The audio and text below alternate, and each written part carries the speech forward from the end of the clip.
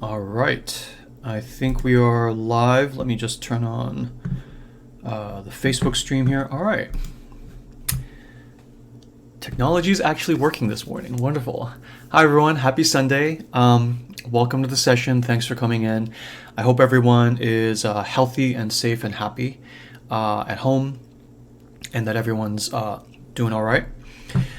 So let's see. We are in our, what is this? This is our 18th or 19th consecutive sacred space session through the pandemic, which is now ongoing. I hope everyone's well, and with that, I'll just get started here because I want to start talking about our topic of the week. So I'll just say that, as always, with every week, I'm honored to be here with you in this time of sensitivity and continued uncertainty. And I look forward to sharing time with you in our sacred space together today. So what we're going to do today is we're going to set sacred space as we do every week. And then we'll follow the same pattern we've been having of a topic and then a story that Gary has, Gary, my editor in Bangalore, has selected to sort of fit the theme of today. We'll have a little bit of discussion on that, and then we'll close sacred space. Let me make sure Facebook folks are there. Okay, Facebook seems to be working. Okay, and the topic we will cover today is the power of the Wise Woman Archetype. It's a topic very near and dear to my heart. And then Gary has selected a story from the Grimm's fairy tale collection. Short but sweet, but very focused on this theme. And we'll have that after the short talk. So, all right, so let's open sacred space now. So our intention here is to open a space devoid of fear, threat, and control, for us to open to higher guidance from within our own selves, however we choose to take that guidance. Intuition, divine, the sort of deity that you worship in your religion, however you think of it. A safe sanctuary space for us all to relax and surrender with no danger, threat, or control. So that we can partake of the nourishment, the emotional nourishment, the spiritual nourishment that comes from being in sacred space together as a group. And in opening sacred space today, I will propose that we all follow the principles, the 4 principles of Presidian sacred space. The first is confidentiality, and the way we do that online is you just anonymize your own profile and you ask questions, you chat. If you even care to be anonymous. Most people don't, but if you need to, you just anonymize your profile in the crowdcast side of things. The second is no threat, no controlling, no fixing, no tough love, no intervening for the good of someone else. And the idea there is that the point of this space, an hour or two every week in group, is to hold space for each other, to be as we are, without any intention or attempt to fix the other person or help them. Okay, and the reason for that is one of the joys and powers of sacred space is that we hold space for each other to be as we actually are, uninterfered with, unedited, uncensored, unimproved, unchanged. To be afraid, to be anxious, to be pissed off, to be happy. To be relaxed, even though the world is on fire, and to feel guilty about being relaxed and in possibly an okay place, to be in a not okay place. However you are, to hold space for that, without judgment, but also without well-meaning intervention, and the ability to relax and be however you are is itself a source of a kind of healing nourishment. That's the idea. Now, there's nothing wrong with fixing and trying to help another person, but because those involve the mechanisms of control and a little bit of threat and fear, right? If you don't read the book I've recommended, then you won't get the healing and pain relief that I'm proposing, right? There's nothing wrong with that. But that is because of the threat and control factors. That is of the realm of profane space. And so when we're in sacred space, we don't do that. Right? There's nothing wrong with it. It's just we don't do that in the space. The third principle is corollary to the first two. So there's no commerce, right? So nothing may be sold to you. I can't sell you anything. Nothing can be recommended or suggested. So in the chat, please refrain from suggesting or recommending, oh, there's this book you should read, or there's this, or even Artie has this great program you should look into. Please don't do that here. You can do that outside if you like. You don't have to, but please no recommendations either, because we are here for your energy itself, not for the things you bring. We are here for what you are, not for what you provide. Right? We enjoy each other here as ourselves as we are, not for the things we give, or we enjoy each other as ends within ourselves, not as means to some other end. Okay. And the fourth principle here is there is no expectation of participation. So there's no pressure to do anything. You don't have to ask questions. You don't have to chat. You don't have to watch the whole time. You can come and go as you please. You can watch for a little bit, get bored, fall asleep, leave, come back, however you want. That is A-okay.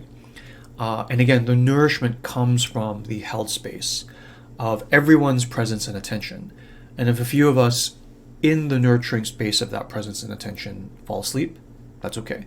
Check your phone, need to go answer a kid in the house who needs you, that's perfectly fine. Because again, we're here for what you are, not for what you do or provide. And all of us together here will amplify that.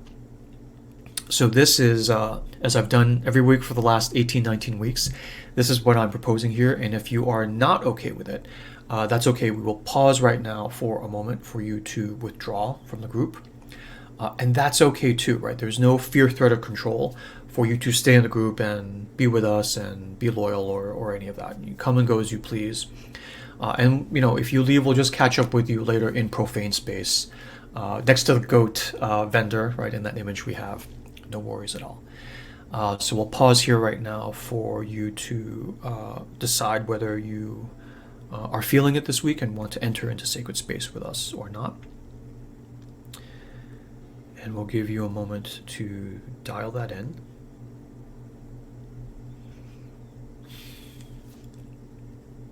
Okay. Great. And from now, for the rest of us, we will move now together into sacred space. So now we're in sacred space. We will observe the four principles of confidentiality, no fear, threat, or control, no commerce, no recommendations, and no expectation of participation. Okay. All right. It's my favorite part, right? It's always like the first bite of a pizza or ice cream is always the best. Except here, it tends to get better too. So the topic I would love to speak with you about this week is the topic of the power of the Wise Woman Archetype. So in our last session, we talked about the phases of life, right? And there were a lot of questions actually around the Crone phase, or the Wise Woman Archetype phase. And so I wanted to spend a session just reflecting on that particular phase or archetype a little bit more. And the way I'm going to try to do this is I'm going to try to keep my comments as short as possible, because I think it will be much more powerful to engage with the Crone, the Elder Wise Woman, the Witch, the Saga, with a fairy tale, so that we see the physics of her in action, in a holistic, mythopoetic form, instead of me just droning on and on in lecture format. Okay. So I want to sort of give a few comments just to sort of give everyone a little bit of context, but then we'll drive right into the story. So what I want to do is I'm just going to do a quick little screen share. I won't draw on the slides this time. Keep it easy. And so last week we talked about the phases of life, right? The three transformations of life across the four phases.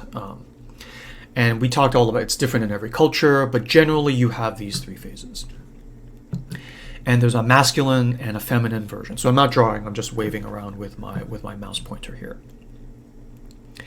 And we have, boy to man, man to king, king to sage.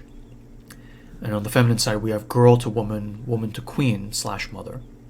And motherhood is like somewhere in here, right? It's different for every person, culture, etc., etc. And then queen to crone across this threshold of elder initiation. Okay. And I guess one of the ways I want to describe this is I'll start with the male side.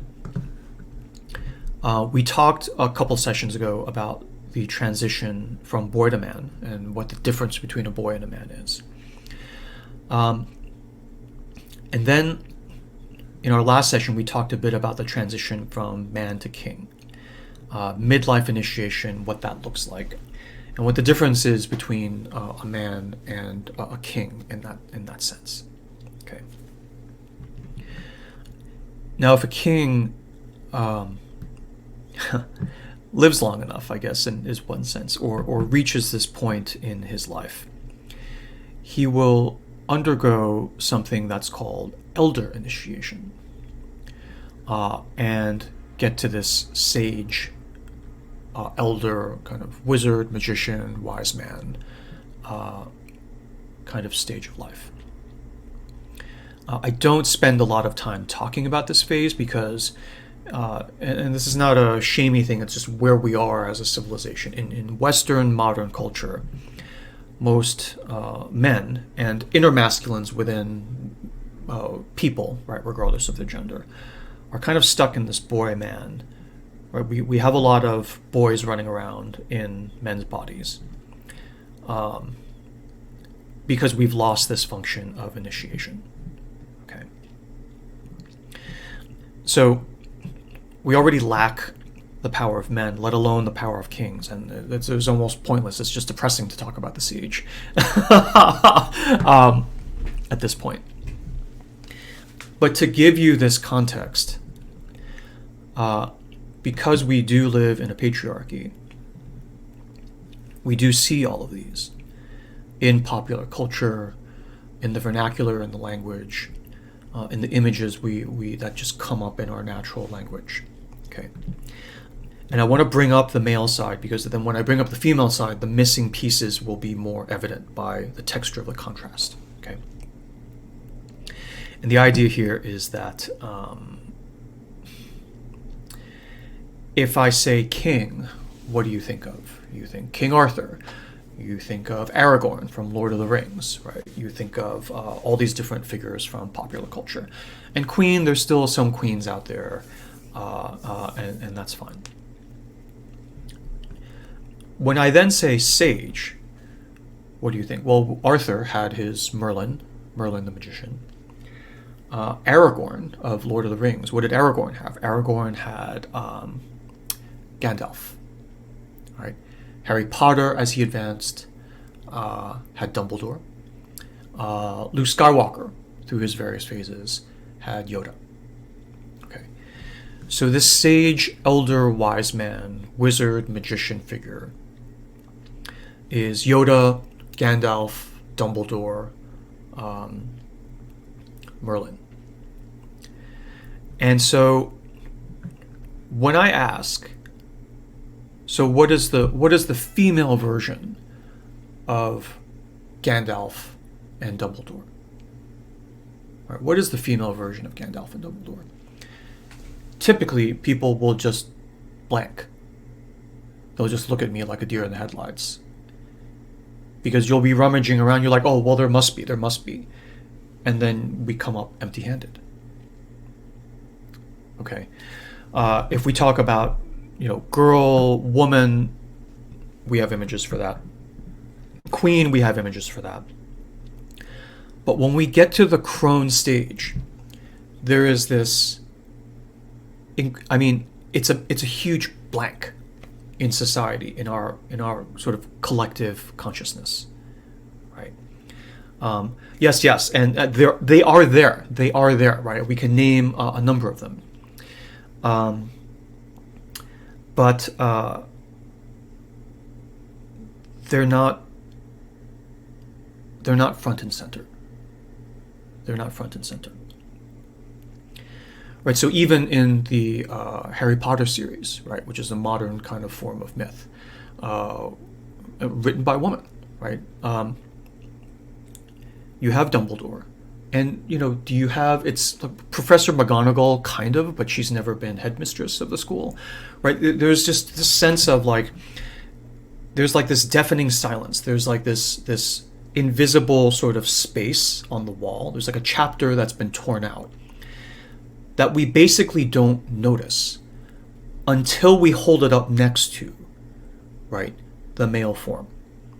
And then we're like, okay, there's another sort of just, I mean, inequality. I don't mean this as a sort of societal, political kind of, venting, right? It's just, you're just looking at the thing and it's like, it's not the same. And why is it not the same? There is no feminine Yoda. There is no feminine Gandalf, Dumbledore. Merlin, which comes from a much older tradition, right? Basically the Celtic tradition, in which there was like much more equality, pre, right? Merlin's counterpart, of course, was Morgan Le Fay, which when you read sort of modern versions of the King Arthur cycle, was like this witch. He she bewitched her. It wasn't this thing of equals. It was this sort of apprentice thing where she took over, of course, because she was beautiful, right? It was almost like this Yoko Ono, John Lennon kind of thing, where she can't show up with her own wisdom. She has to have stolen it from the masculine sort of form of the wise woman. And so the way this, we can talk about how this happened and patriarchy and all the rest of it. What I want to say here is that I'm not here to blame or point fingers. I'm simply trying to sort of observe the current pattern as it is for now. To just try to put a bit of a finger on the jugular of what is actually missing here, what has been exiled, and what happens when you exile that, right? Just to kind of perk up our awareness of this state of affairs that is so. In my practice, I'll just tell you that I don't spend a whole lot of time talking about elder initiation into cronehood or sagehood. And some people don't like the word crone. You can use the word witch. Crone and witch both have negative connotations for obvious reasons that we'll get more into in a minute. The feminine of sage is saga, right? So it's sagus in Latin, and then saga is the feminine. And there's something about the word saga that has kind of escaped vilification.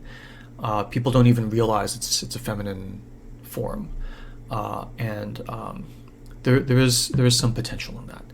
But basically here, what I'm trying to say here is that when you look at it in this way, the archetypal figure of the feminine elder wise woman is basically completely wiped, right, from the consciousness. Even Hecate, who someone mentioned, is a pre-Olympian goddess who should have been wiped out, right, after the Titan War in the Greek tradition. But she survived. Why? She's one of the few that survived with all her powers intact, because she agreed to fight on the side of the Olympians, the patriarchal Olympians. And she continues to be this fringe figure, sort of, deity of witches, and she's like a female Hermes figure, right? When Hermes goes down to recover Persephone from Hades, it's Hecate that goes down with him and helps him in certain versions of the myth. But when was the last time you saw Hecate in any movie. Not to be petty about it, but these things are all kind of barometers of how forward they are in our consciousness. So on the male side, what is Dumbledore, Gandalf, Yoda, and even Merlin? These are the elder holders and guardians and transmitters of given wisdom. They are literally the mentors, right, of our world. They are the ones that not only help initiate boys into men, right, but they scheme and set into motion, right? The entire Arthurian cycle was set into motion by Merlin. Even the birth of Arthur was connived and concocted by Merlin. Right? He is the magician. Like all of Star Wars was basically set into motion by, and arguably, Yoda, right? And so on and so forth. Gandalf was definitely the one pulling all the strings behind the curtain in The Lord of the Rings. I mean, in terms of the epic battle of good and evil, right? But Gandalf was like the head coach of the good side. So it's this enormous sense of authority, wisdom, tradition, channel to the ancestors, mentor, masculine muse, that even not just elevates man to king, but continues to advise and guide the king. Right? When the king, any king in Lord of the Rings, disconnects himself from Gandalf, he starts spiraling down. So it's this very, very powerful role, which, to me, right, speaks volumes when you realize that on the feminine side, it has been completely, basically wiped out. Right? You still have queens, you don't have crones. You don't have crones. Right? Even to refer to an elder wise woman in human form, physically, like around now, circa 2020, to call her a witch or a crone, if she's not sort of steeped and initiated in those kinds of traditions, is to insult her. Right? It's to insult her. If I called you Dumbledore, I wouldn't be insulting you. I would be honoring you. If I called you a wizard, right, I would be sort of complimenting you. But if I call you the feminine version of a wizard, a witch, I am insulting you. Okay. So, what does this mean? What does this mean? The feminine side of the sage is, in healing terms, a lost board member, an exile, something within us and within society that has been suppressed. So the feminine side of guidance, mentorship, elder authority, elder power, right? Well, we honor our grandmothers, generally speaking, yeah, but they're all basically have been reduced to these caricatures of little old ladies, sweet little old lady. We always say sweet little old lady in this sort of archetype in the popular culture, and that's all nice and everything, but I mean, the reality of authority is that you know something has authority when you also fear it, right? When you also fear it. So there's a ton of sort of history behind this that's not sort of generally shared or known. I'll just sort of drop a couple of things if people are interested, just a couple of keyframes here. What happened to our witches? Well, what do you do with a witch, right, in popular culture? As per Monty Python, right, you burn them. What do you do with a witch? You burn her. So through the Catholic Inquisition, the feminine sort of, I'll just say the women, the elder women leaders of villages who had property rights, who had authority, who were running things as co-equals with the male sort of elders or as matriarchies, were through Catholic Inquisition, sort of the tides of history, literally vilified as witches and burned at the stake, physically burned at the stake. Clergy, the masculine clergy, would often take would often learn from them, take the herbal healing wisdom, all the things that they had, and then, years later, months later, would turn around, convict them, and burn them when the Inquisition would come through town. In the Catholic system, archetypally, the only woman in the pantheon, and not even really, is the Virgin Mary. Right, so she's the Virgin Mary. She's not allowed to have sex, but she is allowed to have kids. And also she is very specifically, tomes and tomes, volumes upon volumes have been written about this. She is not a goddess. She is not a goddess. Right, she has the ability to somehow give birth to, right, the God, Jesus. But she herself, the mother of God, is somehow not a goddess. So she has capability to serve, but no actual authority. She is the virgin and the mother. But she cannot take pleasure for herself. There is no daughter archetype. And there is, tellingly, right, to the point here, no grandmother archetype. She's always of nubile, perfect, fertile childbearing age. She's never shown in her 80s. And she's never allowed to even be. She ascends bodily into heaven and is frozen there forever.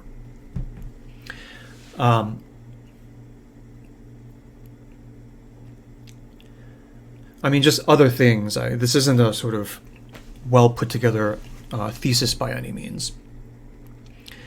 But, I can't tell you. This is obvious to you if you're a woman, right? But I can't tell you the number of women who have described to me the experience of being past, sexy age, childbearing age. And when they walk on the street, they basically feel the experience of being invisible, right? Not vilified exactly, but just invisible, because they have, in the way one friend described it to me, she was like, because there is this feeling where we have literally lost our utility to the male gaze, which makes sense given everything I've described in the sort of archetypal system we're in. But what that means is that, right, when even a physical human woman reaches that age of elder cronehood, right, there is no slot for me to go to an elder woman and ask for advice and ask for guidance and mentorship, right? Because that mantle has been stripped from her. So when they reach that, there's no archetype for them to step into. There's nothing for them literally to initiate into, and they become invisible. Because when you're on stage and you're not wearing anything, right? You're the stagehand where you wear all black because you're moving the furniture around between set changes. And there is literally no role for you on stage, no visible role, and you become invisible. And so when we lose that, we lose the power of feminine elderhood and that feminine wisdom. And in the past couple sessions, we've talked about, let's see, I'm going to turn this off now.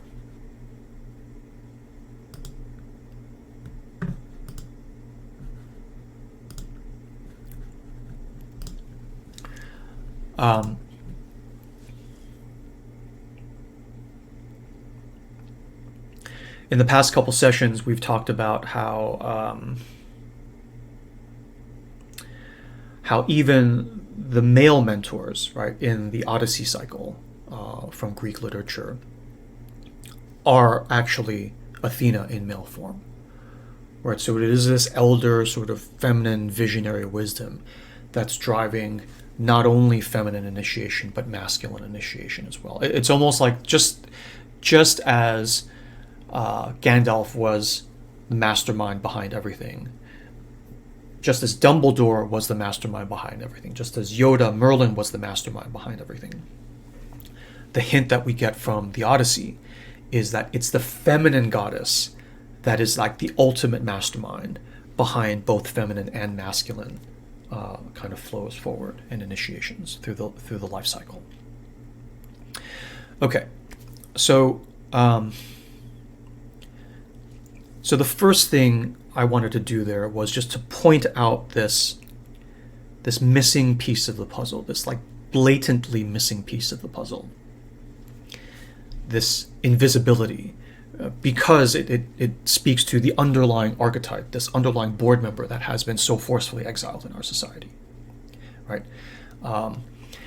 And so all I wanted to do was kind of put a finger on the jugular that this is a state of affairs that is so. It's real, and it has happened, and it is a state of affairs that continues to be so. That was my only goal with everything I just said. And at this point, we can go in one of two different directions. In one direction, we can just talk for days and days as to the injustice of this, to the stupidity of it, how it happened, and we can argue over the points of like who was responsible and all that. So I'm not going to do that. The other direction I want to go in instead, and then I'll just touch on this quickly and then we'll go into the story. The other question I want to ask instead is more at the mythopoetic level, which is never mind how it happened, never mind all the different ways it's continuing to be perpetrated today. I just want to talk about the state of this missing piece of the puzzle itself. Okay. Aside from the questions of justice, of fairness, but the question I want to ask is, when you do exile this elder saga wise woman figure in society, in cultures, and even in our own selves, right? Because this is inner masculine and inner feminine as well, right? So we all have an inner saga, crone, elder, wise woman within us, regardless of gender, regardless of our phase of life. You can be 7 years old and you will have a saga within you. You can be 77 years old and you will have an elder saga within you. Okay? What do you lose?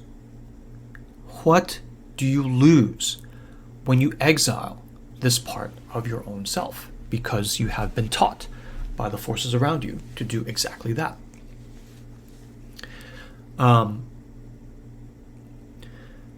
What you lose is, we've already said in past sessions that inner masculine and inner feminine, the role of the inner masculine is boundary control, protection, and then manifestation, going out and aggressing as necessary, right? Being assertive to bring in more resources to fulfill the vision of the inner feminine. The role of the inner feminine is all the traditional things of the Virgin Mary, nurturing and kind and receptive and blah, blah, blah, blah, blah. But also the visionary function, right? Vision comes from the feminine. The muse is feminine, obviously. Athena is feminine, obviously. All of the, the three graces are all feminine. The 9 muses, who are the daughters of the 3 graces, all feminine, right? 201. And so, if the feminine herself is the holder of wisdom across all the different manifestations archetypally, then the elder feminine, not the girl, not the woman, not the queen, they all hold vision. They're all different aspects of the same inner feminine, overall divine feminine, however you want to call it, the feminine principle in all of us. The elder feminine is the holder of the highest vision. Not just for what you want to do in your career, but for what you want to do in your career as it fits into the overall arc in your life, and as it fits as to the overall arc of history and humanity. Because you matter at that level. But when you lose the elder feminine aspect and function of vision, you think, well, everything's mechanical, the Industrial Revolution, technology has taken over. What good can one person do in this, broad, big, brutal world? You lose all sense of higher vision. Right? That higher vision gets vilified as like grandiosity and getting too big for your britches. Who is the one that pulls you back from that? I mean, the old saw is that your grandfather is the one who tells you you're too big for your britches, and your grandmother pulls you aside and it's like, no, no, no, you're actually royalty. Right? In all these parables, it's like you weren't actually a part of this family. I found you, right, in a floating sort of canoe in the reeds and the bushes, and we brought you and raised you as our own. It's always the grandmother who like gives this away in the end, to tell you what your true identity is, what your true nature is, what your true vision is. So when this part of you is what has been exiled, and just never mind how, right? I mean, that's a whole other branch that we're not going to get into. But if it was exiled as a result of patriarchy or aliens coming down from Mars and abducting all the elder wise women, so we lose that tradition, the line is broken of wisdom, or the Inquisition coming in and basically burning them all and executing them all, no matter how it happens, something exogenous comes in, cuts out your eyes, and you lose that power of vision. You lose your highest wisdom vision of your life, as an individual and also as a society. And as a result of this, one becomes truly lost. Truly lost. And this feeling of being truly lost at this deep level, so deep that you barely have the words to put to it, to articulate it. It's a feeling that is so deep and, for the most part, unexplored, that you barely have the words to even describe that flavor profile. This, to me, is a part of the feeling of our society and culture now. And it is the feeling that many people have at an individual level. This is, I mean, I have all these cases coming across my desk every day, right, from where I sit in the world and the work that I do.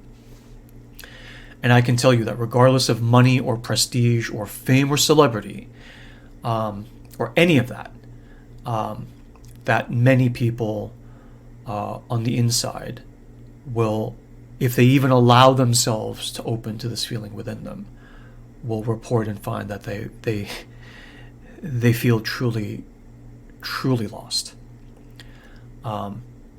But it's all relative, because everyone else is even more lost than them in some ways. So it's almost like if you have a flu and everyone has something worse, you actually feel all right, because you're benchmarking against everyone else. But at a categorical standing on its own absolute level, what happens to a person when you have this is you end up doing a lot of things. You're busy in your life. You're even achieving a lot of things. And people are validating you and celebrating you. But deep down inside, you have no idea why you're doing any of what you're doing. It's all just momentum. You're doing the next thing because people are patting you on the back, encouraging you, and making you feel good from a sort of more shallow dopamine level. And you just keep going. Even if you succeed at all these things, right? You reach fame, you reach all these things. It does feel good. But at the same time, you don't see the larger point of it all.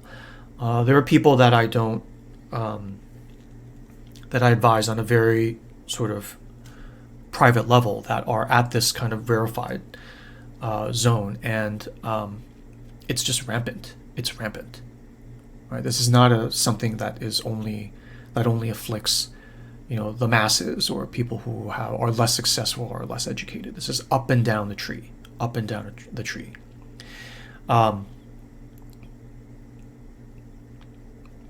Because even the people who are celebrated as visionaries, there is this feeling often that even what little vision they do have is impoverished and is not comprehensive somehow. It somehow does not satisfy fully. There's this nagging sense that we're missing something. And the key to this is the recovery of the Crone, the recovery of the saga. Now, in a person's overall healing cycle, this is a very rare thing indeed. Most people are working on their early phases of inner feminine recovery. Typically, there's a lot of work to be done before you even get to the saga sort of elder wise woman phase. But when it happens, it is a very powerful thing. Just random things to throw in here.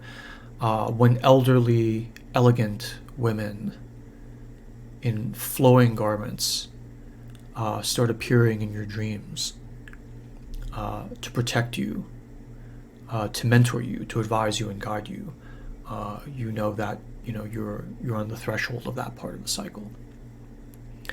But it can also be terrifying, right? It can be a scary old witch in a hut trying to kill you, stick you in a cauldron, right? Transform you. You see the elder wise woman in both forms and in other variations as well. But it is a very powerful thing indeed. I mean, I'll tell you, it afflicts everyone. It afflicts me as well. When we were talking about the topic for this week, Gary was the one who said, maybe Crone, maybe elder wise woman. And I just dismissed it out of hand. I was like, well, I'm always sort of doing my eye-rolling side comment about the patriarchy and how the Virgin Mary is not a real goddess and blah, blah, blah. And my pushback on her was like, I've said this so many times, people are sick of hearing it. I don't really have much else to say. And it's just going to be depressing to talk about anyway. And Gary was like, well, we don't have to talk about it. It's just what came to me. Right. And of course, when she says that, I'm like, oh, geez. All right. All right. It just came to you, which means I need to sit and really think about it. And the main thing that came to me was, yes, we have said all these things before. Everyone who knows you knows I have this old sort of bone to pick, right?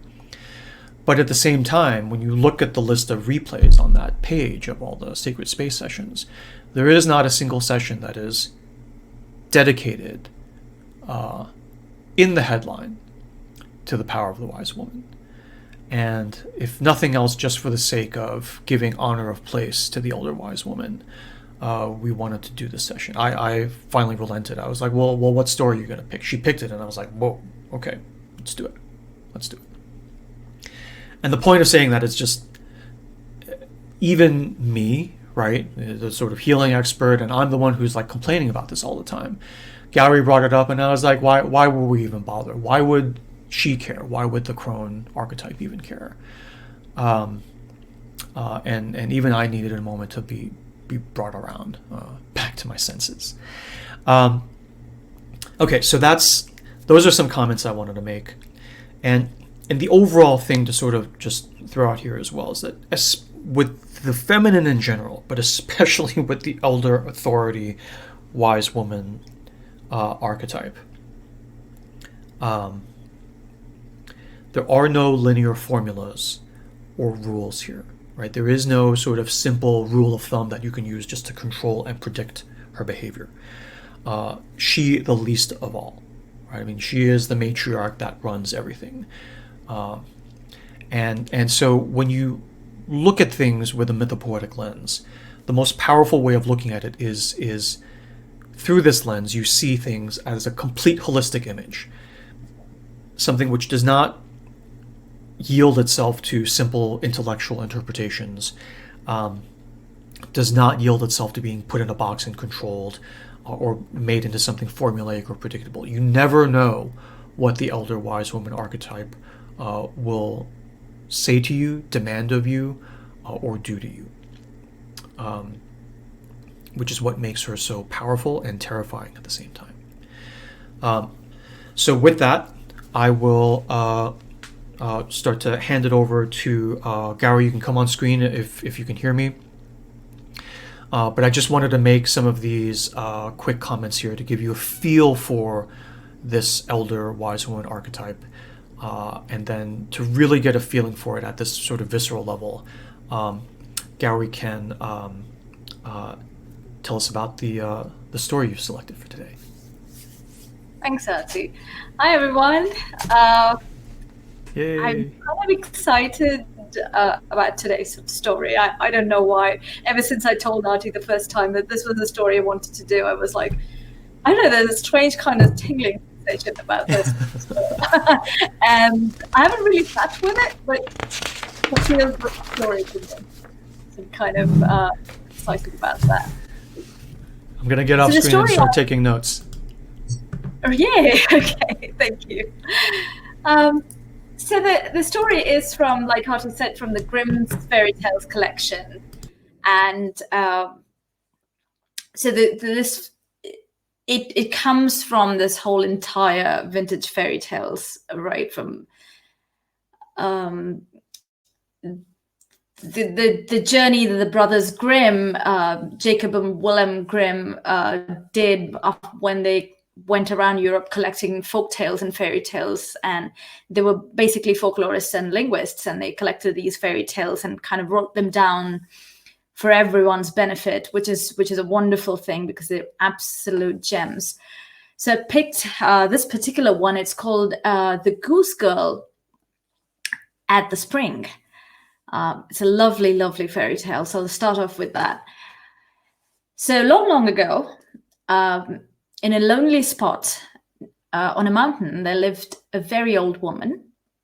It's like this very frail and fragile looking old woman. And she lived in the middle of a forest. The forest around was kind of lovely, beautiful, with lovely weather. And every day this old woman would go into the forest, and the whole day she'd be very busy in the forest, much busier than you could imagine a woman of her age to be. And she would, with her sickle, she would cut fresh grass, and she would tie the grass up and make a big load of it.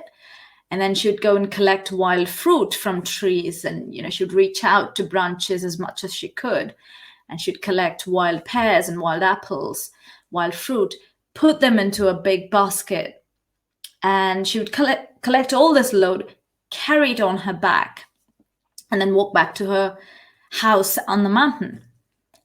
And sometimes she would encounter someone on the way, and she'd be very nice and friendly to them and say good day to you, and lovely weather today, and how you doing. And she'd also make comments like, oh, you're looking at the grass on my back? Well, we all have our burdens to carry. I'm carrying mine today. And she'd kind of, chat in a very friendly way. But the funny thing was, normally people from the village who were in the forest, people wouldn't like to meet her on the path. So most people just avoided taking the path where they knew the old woman would go. And sometimes if somebody did come across, they tried to avoid her eye. And if there was a father and son duo walking, and the father would tell the son, be careful, don't look her in the eye. She's a witch. She has cunning ways. You have to be careful around her. So this kind of thing. So people didn't really respond, even though she was very friendly. And she would then go back, and she had a flock of geese at home. And she kind of, this was basically her daily routine, right? So one day she was cutting grass with her sickle in the forest, and there was a young man, quite handsome and strong. So he was walking the forest. It was a nice day. He was having a stroll. He came across the old woman, and she'd already made this big load of fruit and grass, and she was still cutting grass. And he looked at her and said, "My God, old woman, how do you think you're going to carry all this back? I mean, this is a lot of load." And she said, "Well, children of rich people don't have to do this, but, well, peasants will have to carry loads. It's just the thing we do." And when he heard this, he felt bad, and he felt sorry for the old woman, and he just stood looking there. And the old woman looked at him and said, "Okay, do you want to help me then?" And he said, "Yes, I'd like to carry some load for you." She said, "Okay, you're quite young and strong, so I don't think it'll be as difficult for you as it's for me. And my house isn't far away. It's just near the mountain, just a hop, skip, and a jump for you. So let's get going." And then she puts, the pile of grass and the baskets and everything onto his back. And suddenly he realizes it's not exactly light, and he knew it would be heavy, but he didn't expect it to be this heavy. It was like carrying a ton of bricks. And he puts it on, and he says, "Okay, this is going to be a little hard." And once the load was on his back, the old woman says, "Look at you now complaining. You're supposed to be a young, strong man, right? And this is a load I carry every day. An old, frail woman like me, what are you complaining about?" So now he can't say anything to that. So he just starts walking and plodding, and, every step, somehow the load seems to feel heavier and heavier. And he keeps walking towards the mountain until he reaches the edge of the mountain. It's okay. But once he gets there and he starts climbing the mountain, it gets even hard. It's almost like the load has become heavier, and, stones and the ground beneath him starts slipping away. And he says, you know what, I want to just rest for a while and, just sit here, put the load down. And the moment he says that, the old woman says, nothing doing. You can rest once you've reached the point. You're not going to sit here. And she even kind of whips him and makes him move. And he's like, oh my God, this woman is turning out to be something. And he keeps plodding, and it just gets tougher and tougher. And at one point, the old woman even jumps onto his back.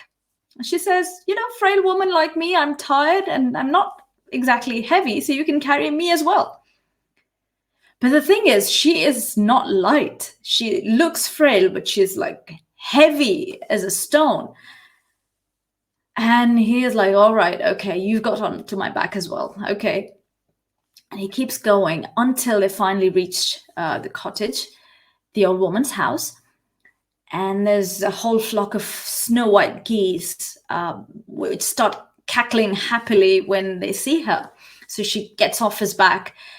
And then near the geese is standing another woman who is kind of, the story describes her as very strong and big, like a peasant woman, but then also really ugly to look at.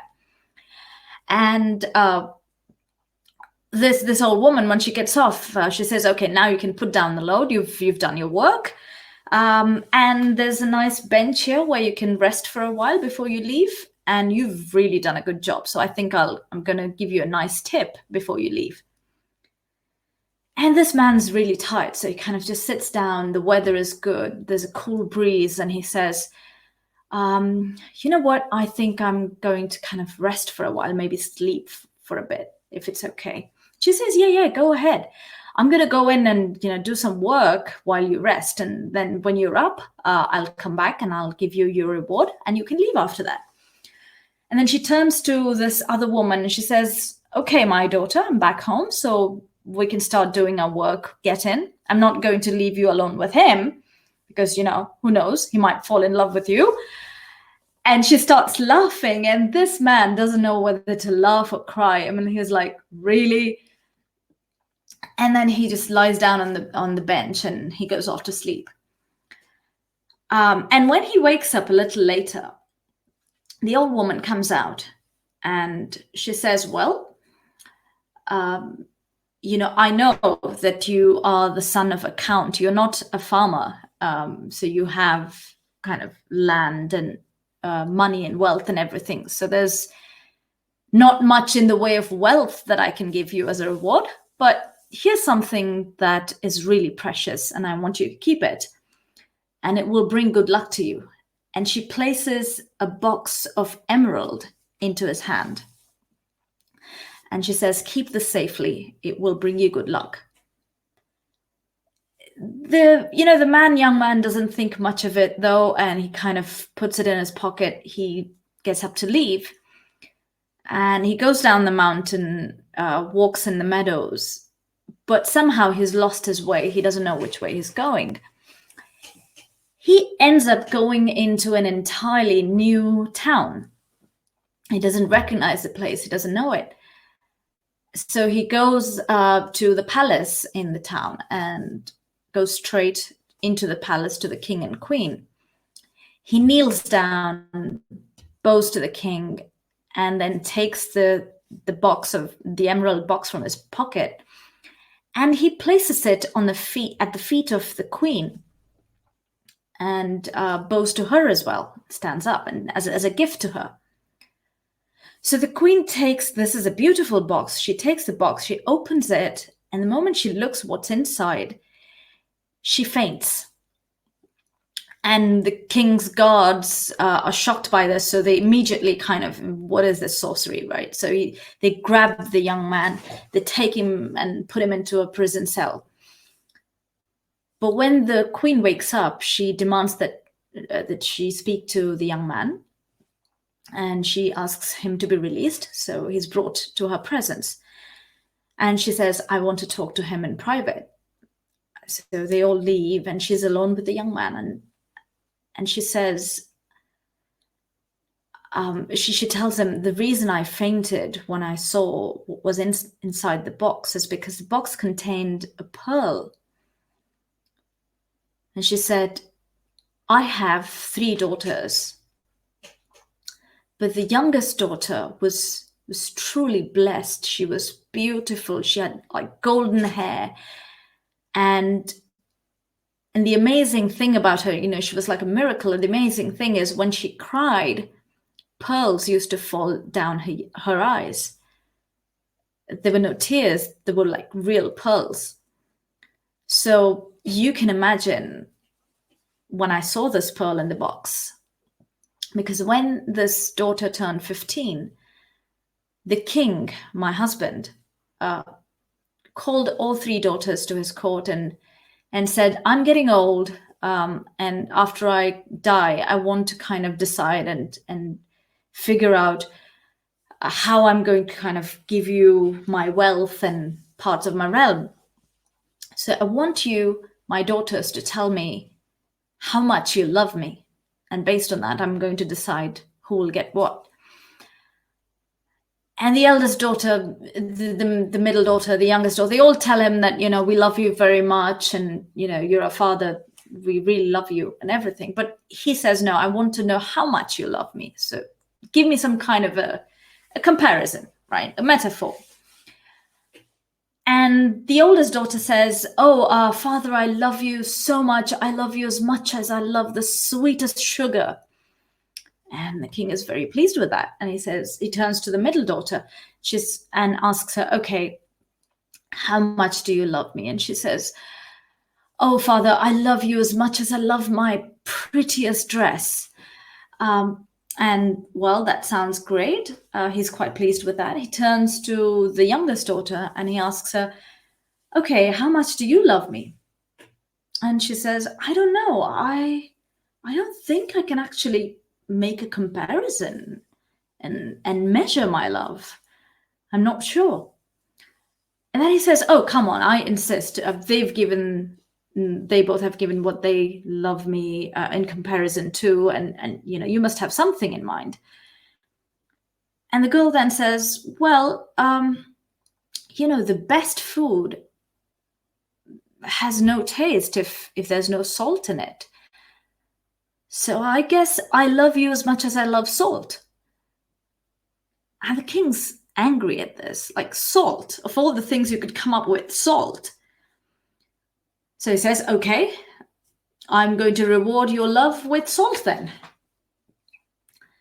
And he divides the kingdom between the first and the second daughter. And for the third daughter, he gives her a whole sack of salt to carry on her back. He ties it to her back and sends her with his guards and says, leave her in the forest. So she can do whatever she wants with her bag of salt. And the story is called The Goose Girl at the Spring. So that's the name of the story. So the young daughter leaves the palace, goes into the forest carrying her sack of salt and crying, and there's pearls strewn all across the forest. She's so sad she doesn't know where to go. She is left there in the forest by the guards. And the queen comes to this part of the story and tells the young man, I lost my youngest daughter that day. And soon after the king regretted what he did, he sent the guards back to find her, but we couldn't find her anywhere. I've lost my daughter, and nothing in this world can actually, make up for that loss. So imagine when you come here and you show me this box and I open this and I find that pearl, I know it's my daughter's pearl. Imagine how I felt. So it would be really helpful if you tell me where you came across this pearl. I want to find my daughter again. So this young man tells her that his story of how he found this old woman. And he says, I think the old woman is a witch of some sort. And she gave me this pearl. But I haven't seen your daughter. I haven't seen a princess anywhere. And so the queen says, okay, we want to find the witch because she may have news and she may know where she found the pearl. So they set out with a search party, the king and the queen and the guards and the young man. They all go into the forest, to the mountain, to find this old woman. And meanwhile, it's late in the evening. The old woman is sitting in her house. She's spinning, and it's getting darker outside. Her daughter comes in, and the old woman tells her, okay, it's getting dark. It's and the moon is coming out. I think it's time for you to go outside and do your work. So the woman, the daughter, is also sitting with the old woman, and she's kind of spinning. They're both spinning together. And then the daughter leaves. She goes into the forest, into the meadows, and there's a spring in the middle of a meadow, which is surrounded by 3 large oak trees. And right in the middle, there's a beautiful freshwater spring. And the daughter sits there. And in the beautiful moonlight, right, she sits at the spring and she takes off the skin from her face and she takes off the gray wig. And instantly she's transformed into this beautiful golden-haired young woman who's so beautiful. And she looks down into the water and she starts crying. And while she's doing this, suddenly she kind of hears some rustling of leaves of the oak trees. And she turns around and she's like a frightened deer, right? She thinks there's somebody in the bushes. So she kind of quickly puts her skin back on, puts her wig back on, and runs back to the mountain. She runs to the house. And what has happened here is that the count's son, the young man, has come looking for the old woman's house, but he thinks he has kind of lost his way. He's wandering in the forest and it's got really dark. So what he thinks is, and he's also lost sight of the king and queen. So he decides to kind of climb up an oak tree, just rest in the branches and, possibly resume his search in the morning when it's bright. So he's just resting there, and suddenly he starts to kind of see this figure moving from down the mountain and kind of coming towards him. And he recognizes the Goose girl, right, the old woman's daughter. And he says, okay, if the Goose girl is close by, I think the old woman's house must be close. I must have lost my way. So let me just watch her. And he's watching her from the trees. That's when he looks at her peeling the skin off and taking the wig off and transformed into this beautiful woman. And he realizes what's going on here. This must be the princess in disguise, right? And when he kind of bends down to take a closer look, that's when the leaves rustle and suddenly she realizes someone's watching and she just bolts from there. So he gets down the tree and he wants to run after her. But in the distance, he kind of meets the king and queen. He stops them. He tells them what happened. And the queen is just so overjoyed. She says, I think that must be my daughter. I'm sure of it. Let's go. Let's find her. And they climb up the mountain. They go into the house. They find the house. When they approach the house, they see light inside and they peep in. And meanwhile, what has happened is the daughter who's run back to the house, she goes in and she's frightened and she wants to tell her mother that, this happened. And the witch says, I know what happened. I know everything. Now go into your room, right? Take off your skin and your wig. Get dressed in the pretty dress of the princess that you had worn the first time I met you. And wait there until I call you. And the girl says, what's going on? I'm frightened. And she says, I think it's time for you to leave. And the girl is shocked. She says, what do you mean? I don't want to leave. I mean, you're my mother, and I don't have anyone. I don't have any friends or family or anything. Where should I go? And the young woman says, do you know what time it is? She says, I don't know. It's close to midnight, I think. And she says, do you remember? It's been 3 years since you came here. And now it's time for you to leave. It's time for me to leave. I don't think even I'm going to stay here. But don't worry, I'm going to find you a shelter and a roof, so you don't have to worry about where to go. And I'll explain all in due time, because right now it's time for you to leave. It's time for me to go. But before I do that, the house needs to be cleaned. I need to make everything clean. So you go into your room, do as I say, and I'll clean up the house. So she takes a broom and starts sweeping the house and making it clean. And all of this has happened. And then the king and the queen and the count's son, they come running, they find the house. And when they peep into the window, the old woman is sitting and spinning again. And she says, come on in, I know who you are. I've been waiting for you, come in.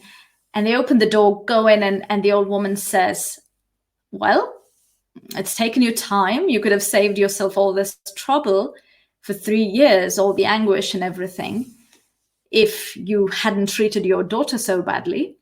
But never mind. It's not all in vain. Your daughter has been here for 3 years, and it's not for nothing. You know, she's tended to my geese, and she's really kept herself pure of heart. It's not been too bad for her, so it's okay. All's fine.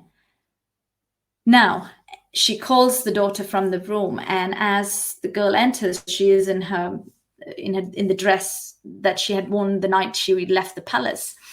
And she has this golden hair. She's beautiful to look at. And the king and queen start, to hug her and cry. And, they're just so overjoyed.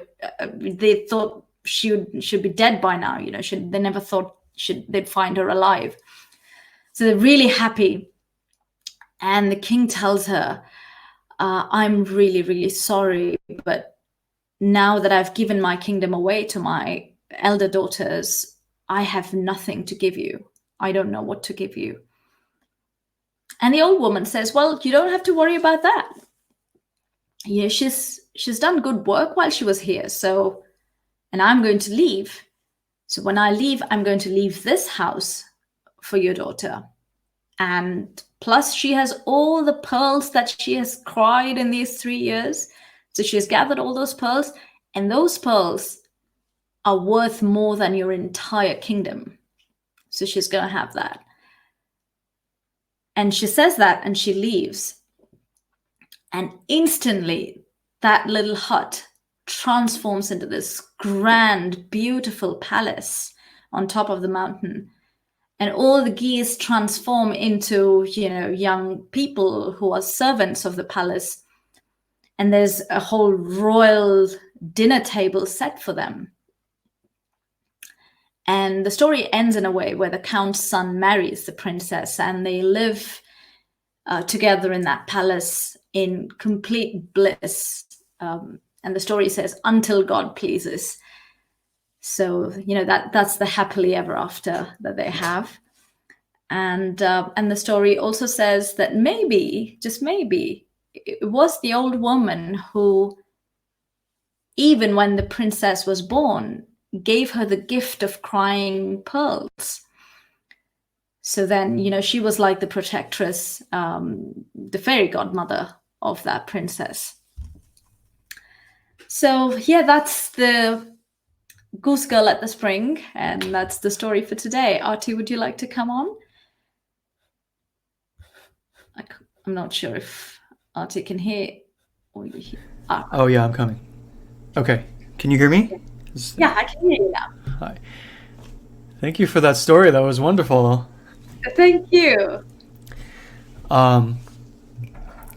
Should I made some notes while should I just go in? Okay.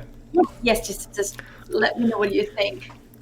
Yeah, I love the story. It's reminiscent.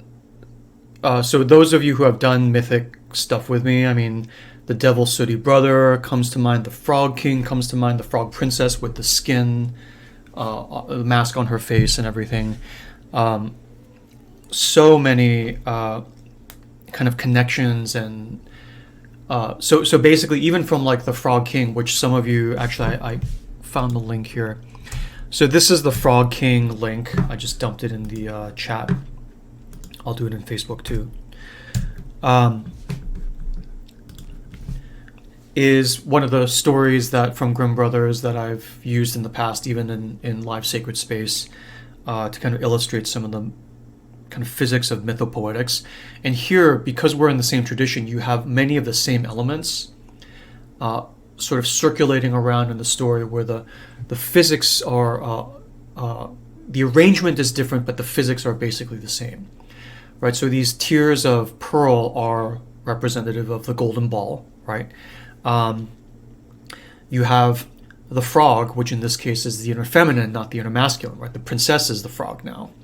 And she goes to the well and she takes off her skin, her mask and her wig, and turns into her true self.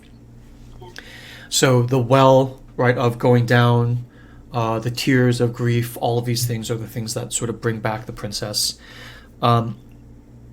So a lot of cool things here, but here, what I love about your selection of the story, Gary, is that it really focuses in on the physics of the Crone archetype, of the saga, of the witch, right? And that's what I want to sort of make some comments on. So the first thing is, just like in the Arthurian cycle, where Merlin is like the mastermind of the entire circumambulation, right? And just like in the Odyssey, where Athena is basically the mastermind of the entire sort of Odyssey from beginning to end. I mean, she is the one whose temple was sacked at the end of the Trojan War, where she got upset, and she's the one that, you know, messed up the homeward journeys of all the Nostoi, all the Greeks who tried to get home from Troy. Here, it's the old Crone, right, who sets everything in motion. I was writing in my note at the end, you know, it's the Crone who, like Merlin, probably started the whole king sort of, you know, asking his three daughters how much you love me in the first place. When you mentioned the fact that at the end, the postscript of the story is that, you know, it was probably the Crone who gave her the power of crying those tears. Like right from the beginning, from birth, she set in motion this entire circumambulation. So who is this Crone? The Crone is, it's the elder wise woman. We've said in the comments earlier, she's the holder of overall feminine vision, which means overall vision, right? The meta master vision of everything. And so the question is, what are the physics of this Crone? What can we learn about the power of the Crone from this story? One of the things is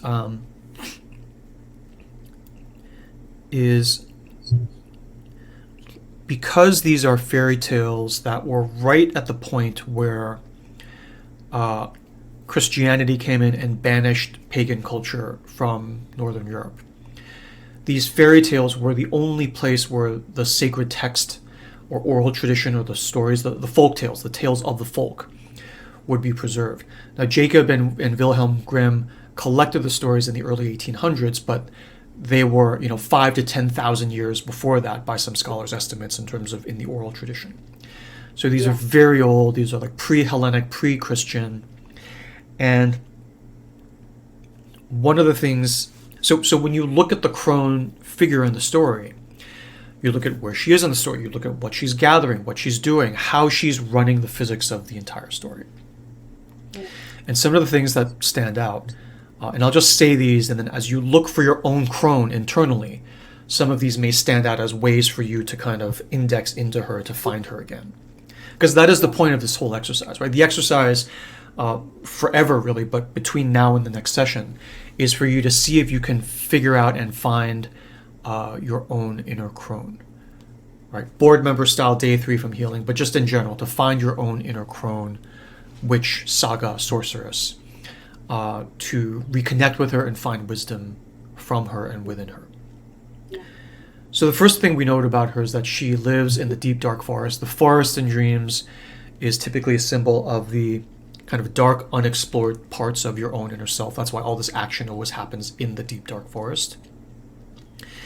And one of the most beautiful parts of the story is that right at the beginning, you see the crone alone in her element.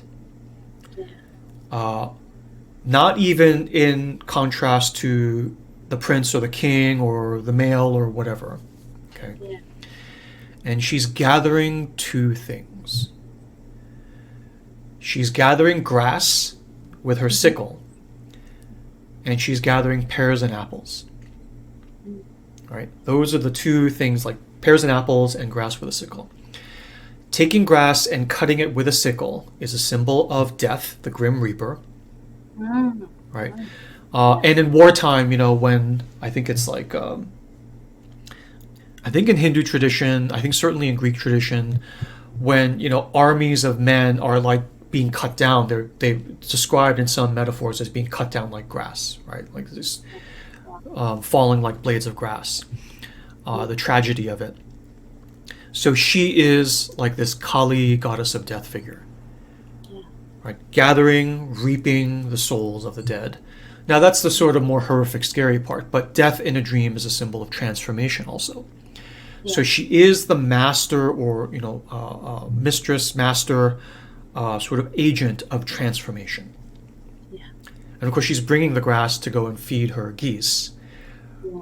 Birds are, and geese are more royal animals. They're of the sort of same ilk as swans in these systems. So these white pure birds are birds of the spirit. They represent the sort of the spiritual realm. And she's feeding these transformed, sickled grass blades to the geese to nourish them. Right? In many ways, the way we are nourished in sacred space here. And then the geese transform into the maidens, right? The sort of divine maidens of the new palace later at the end of the story. So they're feminine as well. She's feeding the next version of Vision with this death and transformation, which is exactly what she does with the young man. Right? She's transforming him. She's death marching him. She's putting him through an initiation. So he is like this blade of grass. And what you get, one of the things he carries is his transformation, the sack of grass. And the other thing he carries through is the bag of pears and apples. Pears and apples in these systems are symbols of wisdom. Pears and apples they're generally equivalent. Apples have more of a masculine tinge. Pears have more of a feminine tinge. But basically they are the apples of Avalon in the Celtic tradition, in the Arthurian cycle. Ava means the V is P, right? It's from in Celtic, so it's Apollon. It's like the Isle of Apples, the Isle of Wisdom. The apples represent wisdom. What Eve ate in the Garden of Eden, forbidden fruit, was the apple of wisdom from the tree of knowledge of good and bad. So he has these. She collects death and transformation, and she collects wisdom. Right? This is what she supercharges with. If she were like a Super Mario Kart character in the video game, right? This is her power up. And then the masculine comes and is put through this transformation where he carries both the transformation of the grass and the wisdom of the apples up the hill.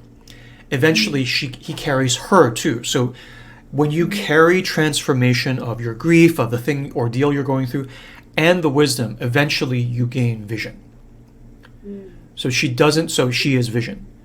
So she doesn't jump on his back immediately. It's only when he's almost like falling over that he finally gains vision and she jumps on as well. Okay. So the beauty of these fairy tales is that the physics of them are very precise mythopoetically, if you care to read it like that.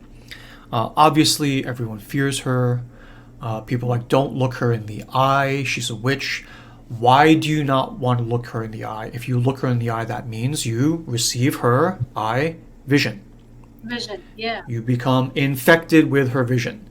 You get these crazy ideas of, like Luke Skywalker leaving your uncle's farming operation on Tatooine to go off chasing, around the universe with Obi-Wan Kenobi on some damn fool mission, right? The minute you look into her eyes, you are infected with her vision. That's how the vision is transferred, through the eyes, vision. And then, this man comes in, looks her in the eye, talks to her, and he accepts her task. So she whips him all the way up.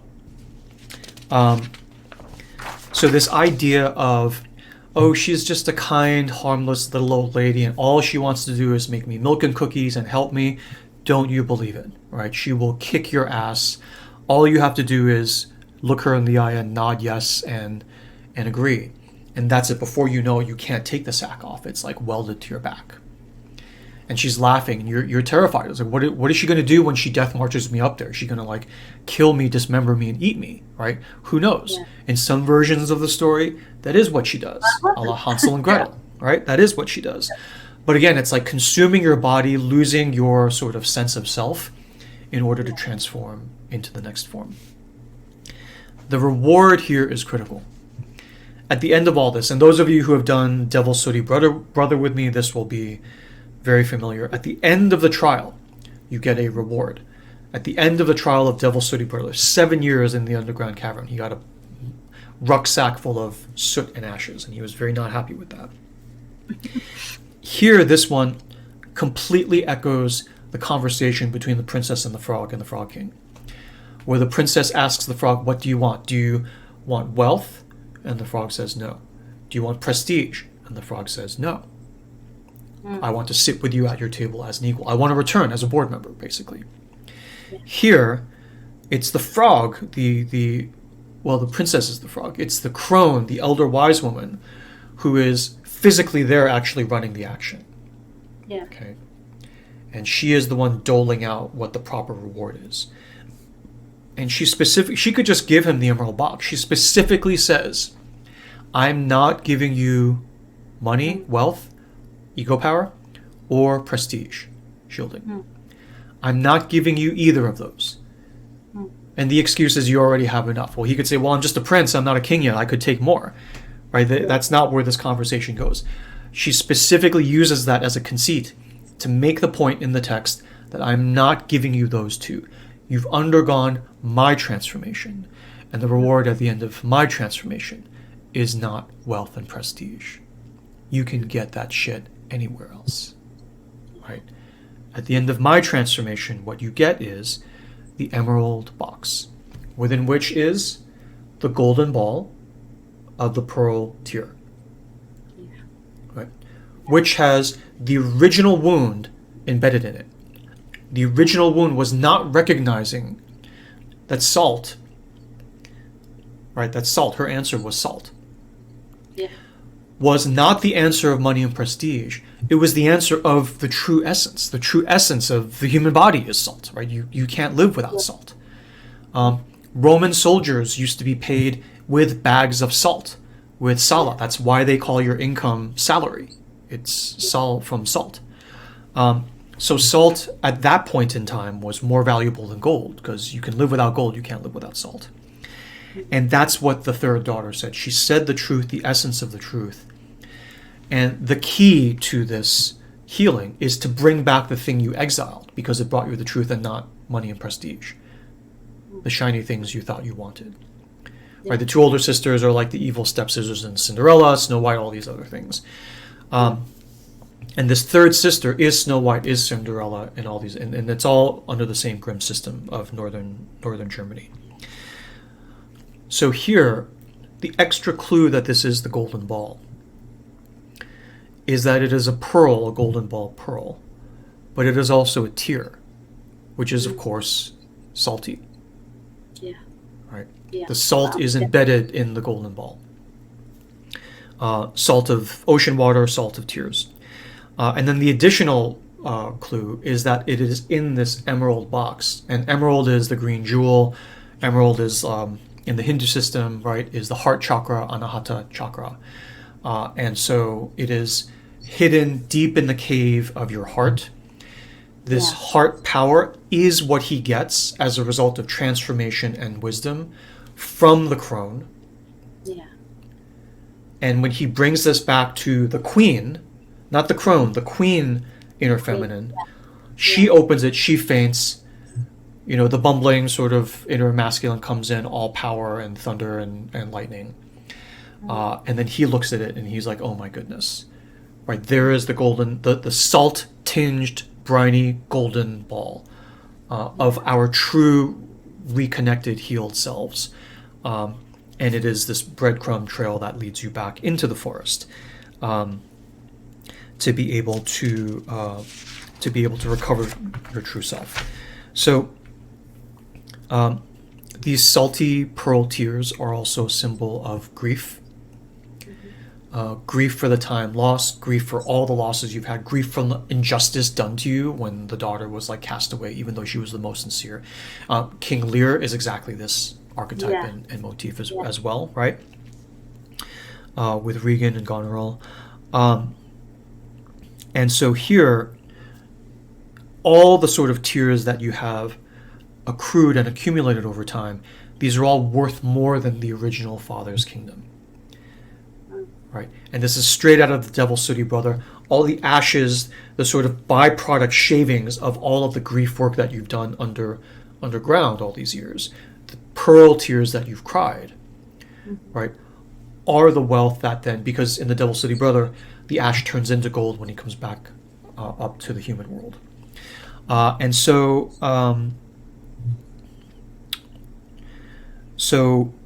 she is in this sort of transformational state. She goes to the well to transform. And then the last part here is that as soon as the transformation is done, the crone vanishes. Just like Athena vanishes after in that part of the Odyssey we covered on male initiation. She's there in the form of mentor. She's talking to Telemachus, and then she's talking to Nestor, telling them both what to do. And she's like, okay, this is what you're going to do. Got it? Okay, good.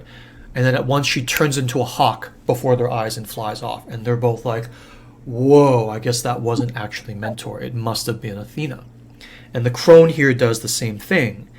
And the new palace that she lives in, that she gives to the princess, is the one where the geese that were fed on the cut, sickled grass of transformation turn into inner feminine, the sort of nurturing inner feminine. The house turns into a palace, and the pearls themselves are worth more than the entire kingdom from before. So it is this, because of this transformation, you have gone to like kingdom and palace and family like 2.0. Right, in the beginning you were here, you went down into like transformation, death, and then you came out this next level butterfly. So you didn't come back to par, you got here. So it's like caterpillar, cocoon, and then not back to caterpillar, but butterfly, where the thing can actually fly. It's not just stuck to the ground. So a gorgeous story, obviously. But then when we pull back, we look at all the mythopoetics of it, and we say, okay, so that was a cool story, some really powerful symbolism in there. What can we summarize about the crone? The crone is everything. Yeah. The crone is everything. She's the maestro, the maestra. Right? She's the one keeping tempo. She's the one with the score on her easel, right? She has the entire blueprint and plan from the very beginning. From the moment the third daughter is born, her plan is already in action. Right? We're terrified of her. We don't go into the forest if we can help it. And if we have to go into the forest, we avoid eye contact to avoid downloading her vision. Like the father literally tells his son in a patriarchy, do not look the elder wise woman in the eye, or else her vision will get downloaded to you, and then all hell will break loose. And we mustn't have that. We mustn't cede the authority back to her. Because who knows why we had to strip it from her, and now we can't let it go leaking back in her direction. She's the one that puts us through painful transformation. She's the one that kills us, transforms us. She's the one that gathers wisdom. She's the one that gives us the trail of tears, literally back to finding ourselves. And while we are in exile, she's the one that cares for us and helps us and raises us for 3 years. To the point where even when she says it's time for you to go, we don't want to go. And she said, no, but it's time. Yeah. No, but it's time. Yeah. Right? I don't want to go back to that bastard father of mine. And she's like, no, but it's time. And she arranges everything for the inner masculine and inner feminine finally to come together. This is Odysseus and Penelope coming together at the end of the Odyssey as well. All overseen by Athena, and in this one, by the Crone. So when you exile the saga, the elder wise woman, from your inner self, from society, from culture, from religion, like basically everything is screwed up.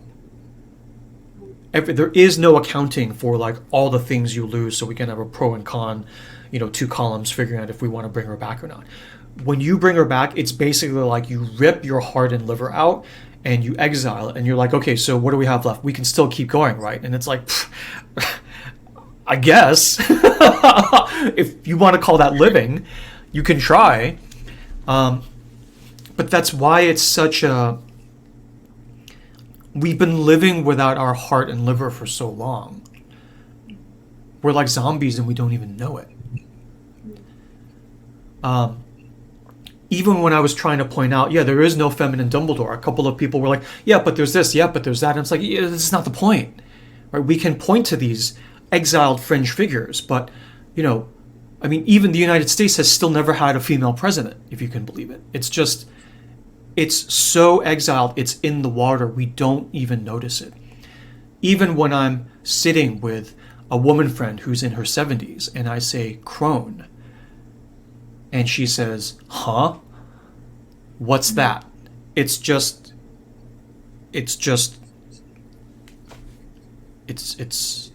inconceivable how deep down this goes into our core. And yet, when you look at a story like this, when you rip the Crone out of the picture, there's nothing left. It's nothing but ruins and ash. It's nothing but... You don't even get the pearl tears. Because she was the one who gave you the pearl tears. It's just screwed, like, beyond comprehension. Yeah. And I don't want to make this too depressing a session, but it's like... When you rip the Crone out, like, it's just utter apocalypse and devastation. And that is kind of the world we're living in some respects. In a mythopoetic sense, in an emotional, spiritual sense. The Crone is the sacred. We are bereft of the sacred in our world. So, those are some of my thoughts. You say that in the form of, this is depressing, but somehow when you were talking about this, I felt a kind of strange sense of reassurance, particularly about the fact that, you avoid looking the old woman in the eye. But when you go through that, there's a transformation that happens. It was, to me, funnily reminded me of how we're kind of kicking and screaming into this pandemic-driven transformation era, right? And we kind of, I have a sense that we've avoided this transformation for a long time. We've been not looking the old woman in the eye for a long time. And now we're kind of dragged into this transformation, and it feels painful. It feels like a heavy burden, like we're carrying the sack on our back and we can't really move. All of that. But the strange sense of reassurance I had from what you were saying and from what the story said to us is the old woman is kind of directing the entire transformation at a very macro level. And at the end, the butterfly is coming, but I don't know if we still kick and scream how it goes, but I don't know how we're gonna. I don't think she's quite jumped on our back yet. I think we're just getting to the mountain part. Still whipping us and saying, "You're stronger than this. You don't know it. You're stronger than this. You can do it." I think most of us are still in like, "Don't look her in the eye" phase. Don't look, son. Don't look. Don't look. No, this is not happening. This is not happening. So okay, would you, Gary? Would you explain a little bit to everyone the Hindu tradition of like pandemics and disasters and the meaning of the phrase "Mother has come to visit"? Would you say something about that? I was actually going to say that next. Just funnily, it just happened a couple of days ago. I'll just get into that. But in the Hindu tradition, it's become such a part of the everyday life in the folk tradition as well as in the language. is that the Kali, the mother goddess, right, the goddess of, death, and she is literally like the goddess of Crone power. She is also the goddess of incurable diseases, epidemics, and pandemics. And she has temples wherever she has temples dedicated to her. Literally, her name is Mahamari. And when you say Mahamari, it translates in Sanskrit to the great epidemic, right? So that's her name. She is even known by that name. And generally, in traditional way that she's worshipped, there's animal sacrifice, there's blood, and all of that, because they believe she is the terrifying form, right? And I'm reminded of the sickle and the grass, the cutting of the grass. So that's the form she is worshipped in. But in general parlance, she's just referred to as the mother, Amma. We call her Amma, and when someone gets an epidemic, this was last time, and this was plague, when people were afflicted with plague, or in the current day, when children contract chickenpox, which is incurable. Everyone thinks, you get chickenpox once in your lifetime, and you just go through the motions. For 9-10 days, you're in bed, you're sick, and then all of that happens. So when children contract chickenpox, the standard phrase in our language is to say that that Amma has visited, the mother has visited. So we don't say, oh, he's sick, he's got chickenpox, and she's in bed, she is ill. None of that. The standard phrase is just, oh, mother has visited. So it's like, it's so common that we don't even think about it. That's how it's said. So that is, and it's an accepted thing. What you do is, for 9 days, you just nurse them. And the 10th day when she leaves, and that's the term, when you get better, it's not you get better, but, oh, Amma's left. 10th day she leaves. So you just say that she leaves, right? And when she leaves, you kind of bathe the person in water soaked with neem leaves. It's a kind of herbal, it's a tree with antifungal, antimicrobial properties and all of that. That's the modern language for it, but that's her favorite plant, right? So you kind of bathe them with water soaked in neem, and you give them all that purification ceremony, and all of that happens. So it's generally that way. So when the corona pandemic started, I think I told you this sometime in March or April, that I won't be surprised if, through the days as this goes on, there will be temples for the mother. Coronama, Coronama. Yeah. I won't be surprised if that happens, because there are temples in rural countryside in India even today, called Plague Amma, named after the plague last century. There are temples. HIV Amma. There's AIDS Amma. Yes, there's AIDS Amma when AIDS became a big thing in the 80s. So there's a temple in her honor, right? So I told you that, I think Coronama is not very far. There will be temples in her name. And I was surprised, just a few weeks after that, I read in the newspaper that there were women in rural parts of North India who went out into the fields, and they were all, in their own fields everywhere. They sat with a flower plate plate full of flowers and offerings, offering to the Coronama, so they were like already giving her offering and honoring her and praying to her, and kind of also asking her to kind of spare us, So that ritual, it just is a form of something that happens in the psyche. I think they just know it. They just think that this is what needs to be done. And right.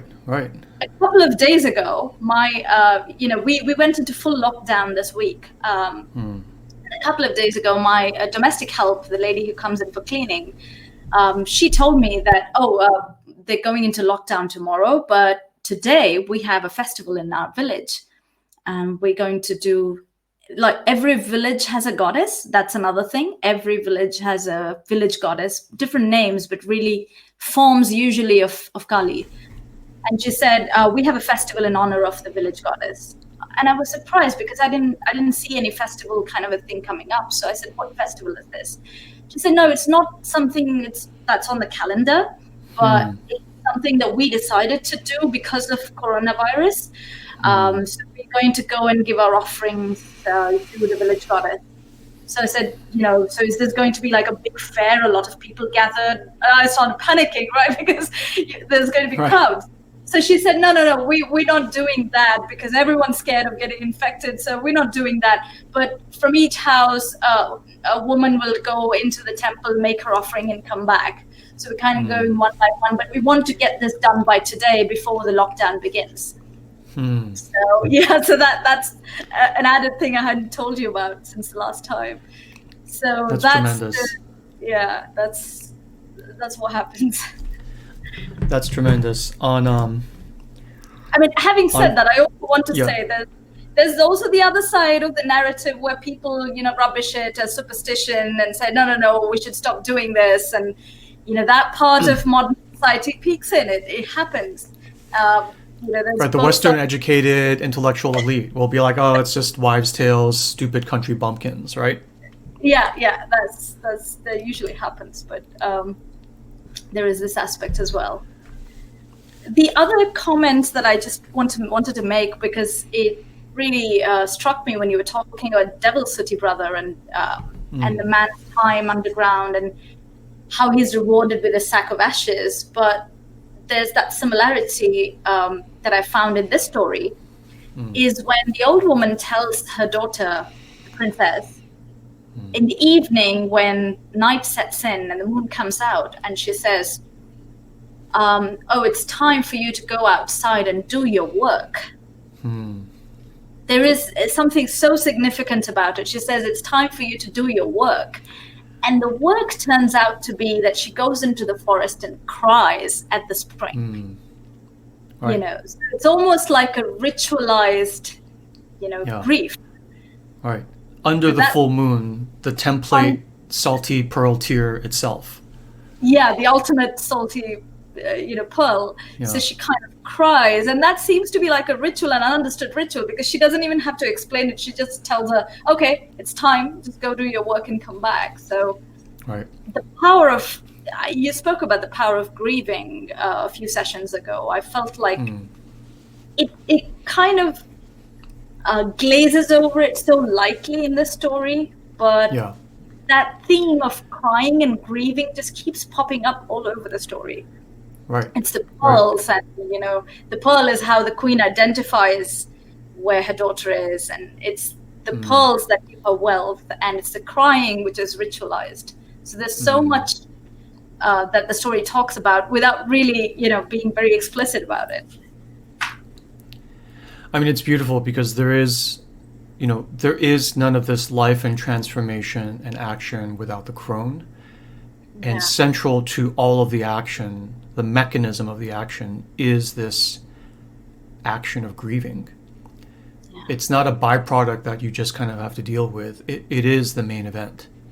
Right? There is no transformation without grief. There is no healing without grief.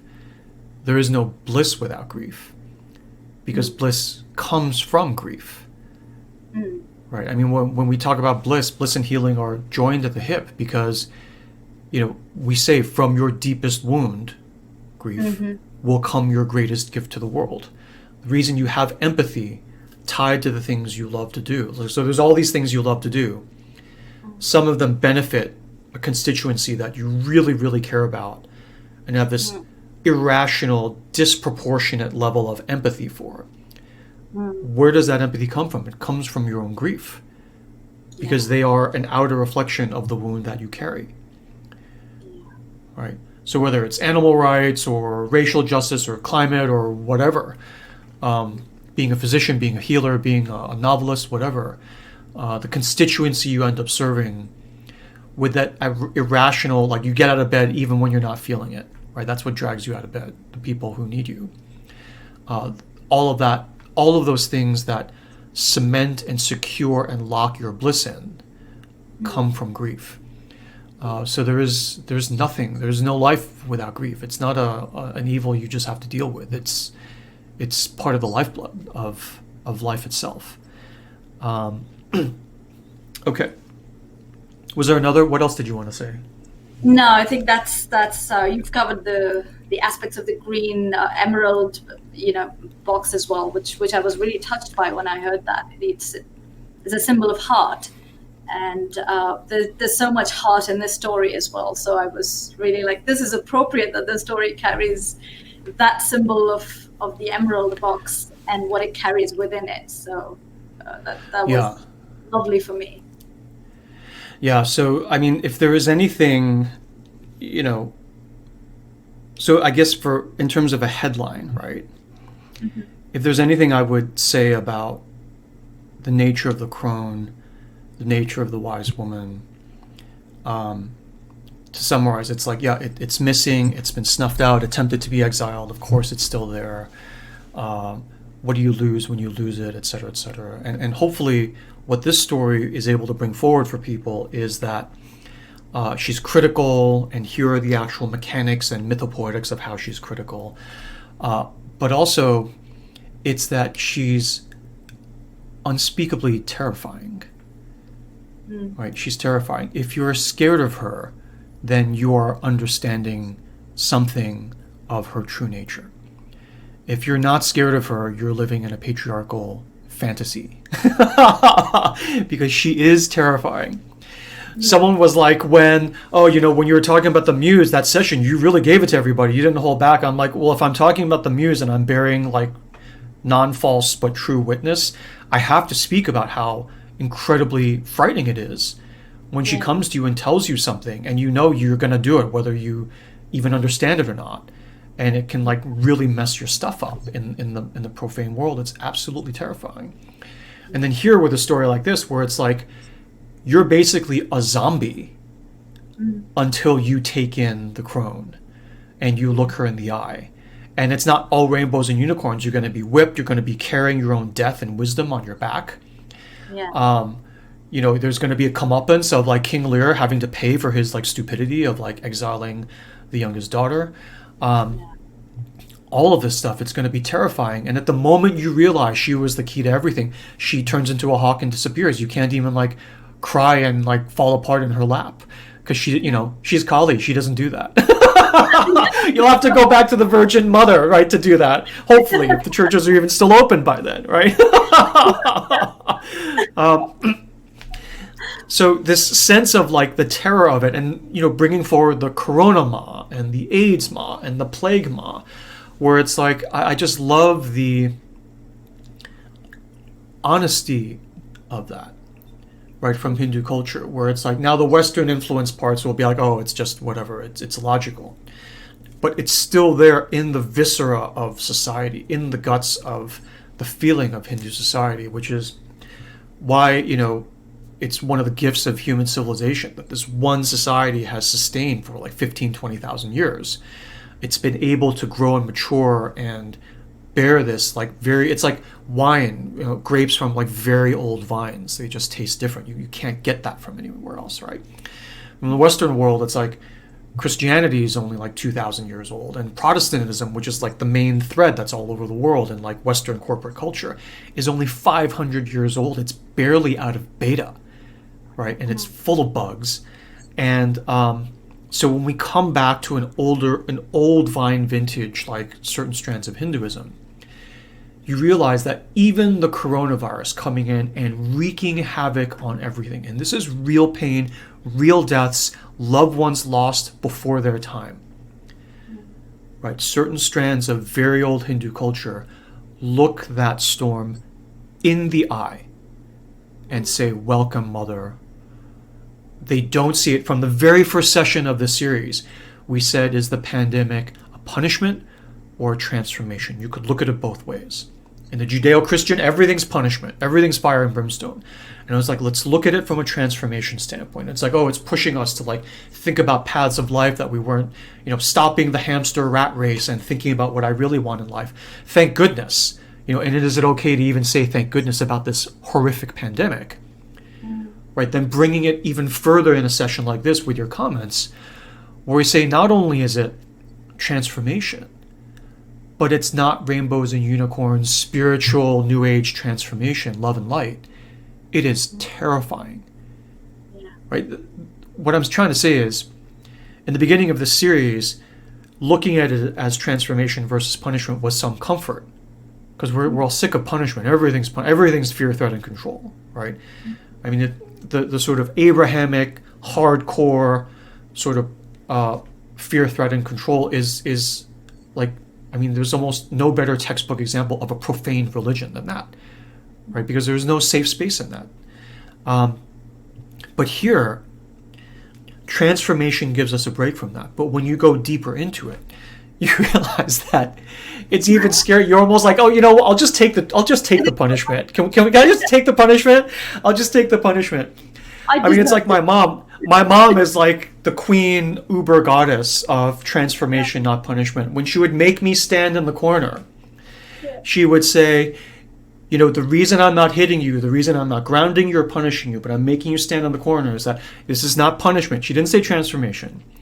I need to teach you to be the right way, because it's on me. It's my job as a single mom to teach you the right way.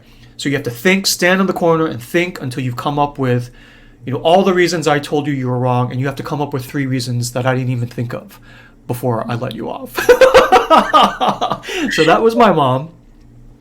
And even then, right, as a little boy, there was one time where I was like, Ma, like, I'm sick of this. Why do you have to talk to me for 6 hours over every little...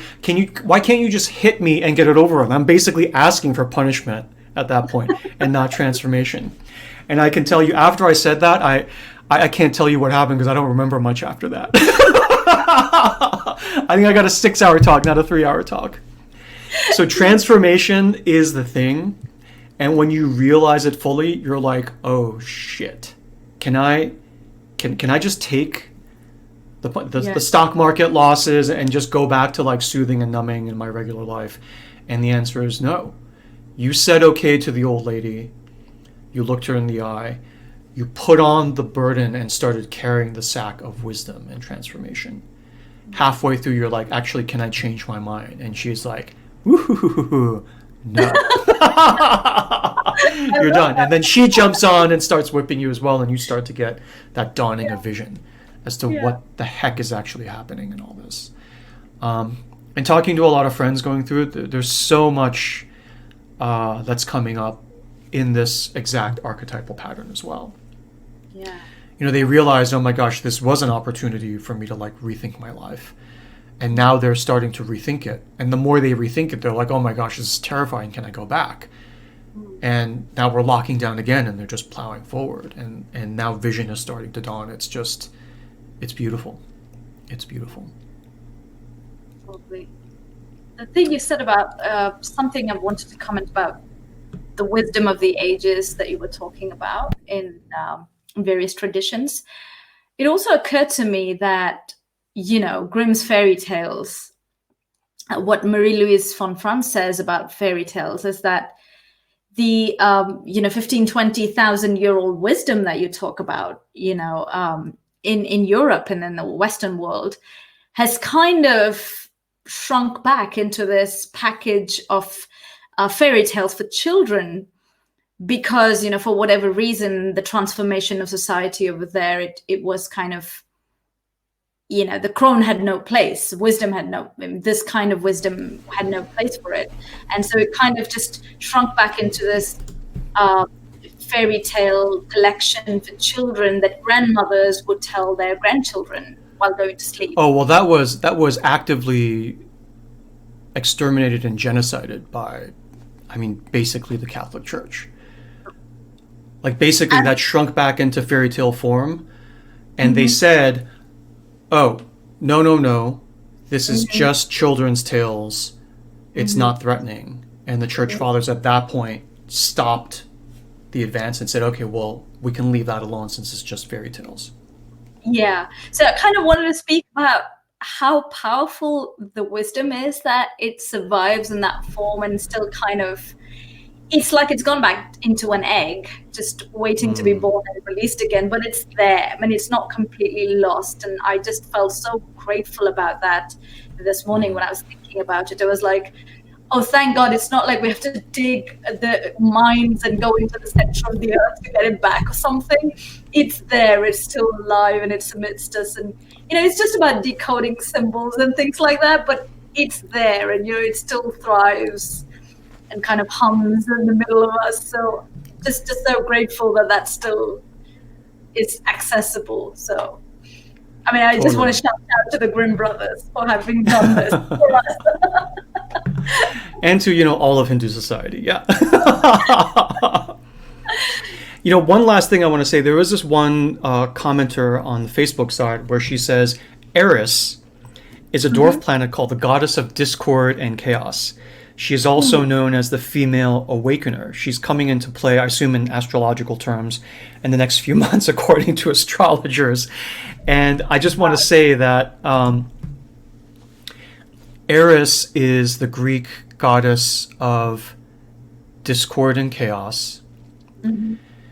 She is the one who originally was not invited to the wedding of Thetis and Peleus, Achilles' parents, Achilles from the Trojan War. And all the gods and goddesses were invited. And Eris, the god of chaos, was not invited. So the old crone was disinvited and exiled. And what she did was she took a golden, I kid you not, apple, and she threw it into the middle of the party.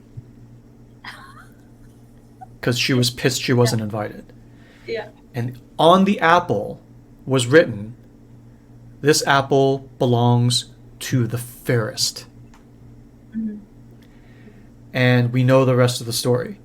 Hera, Athena, and Aphrodite all claimed the apple for themselves because they were the fairest. Yeah. And they fought it out, and they turned to Zeus and said, well, you need to decide who the fairest is. And he's like, nothing doing, I'm not that stupid. Why don't you go ask Paris, the prince of the city of Troy, to decide? They went down to him, showed themselves in their naked beauty, and they all offered him gifts. And he chose Aphrodite because she offered him Helen, the most beautiful woman in the world. And that was the start of the Trojan War and the Odyssey afterward. So all of that happened because even before Achilles was born, right, they exiled Eris from the wedding celebration, the wedding of inner masculine, inner feminine. There is no happily ever after without inviting the crone. And you can call her whatever you want. The witch, the horrible, the goddess of evil, the goddess of death, the goddess of discord and chaos. If you do not make a place of honor for her, there is no peace, there is no reconciliation, there is no bliss, there is no happily ever after. And maybe it was supposed to be, because we would be left without the Iliad and the Odyssey and the Trojan War and the pantheon of what we know of the Greek gods and goddesses. But it wasn't free. That wisdom came, those pears and apples came at the cost of a lot of blades of grass sickled down. Okay, so hopefully the hum on my audio is not too bad. But hopefully that got captured on video, everything we just said. All right, so I guess we're done. We're at the 12 o'clock mark. Should I close the session? Yeah. All right. So. Great. Thank you, Gary. Thank you. Thank you, Artie. All right, so that's it. So the exercise is to reflect on the crone, to give your inner saga, your sage, feminine sage, wisdom, elder, wise woman, witch, sorceress, place of honor. And then if she chooses to drop some pearls of wisdom on you, that's great, but that's not why you do it. That's not why. It's not transactional. It's not quid pro quo. It's not tit for tat. You give her place of honor because place of honor is rightfully hers. And then if you also have the guts to do it, you look her in the eye, and then whatever happens, happens, and you surrender. All right, so that's it. Thank you so much, everyone, as always. Our next session is next Sunday. It's free. It's open to everyone. Please invite other people. Ask questions. I'm thinking we may do a Q&A session next session, so if you have questions, pile them on now. And the green button in your session will link you to sign up for next week's session. So I hereby close this session of our shared sacred space. Thank you for holding this space with me and Gowrie, and thank you for sharing the nourishment, the emotional nourishment, and the spiritual nourishment that comes from us sharing sacred space together in a group. I give you my blessing. Go in peace, bestowed with blessing, free of fear, free of threat, free of shame, and free of the undue control of others. Have a great day, have a great week, and I will see you all in the next session. Thank you. Thank you.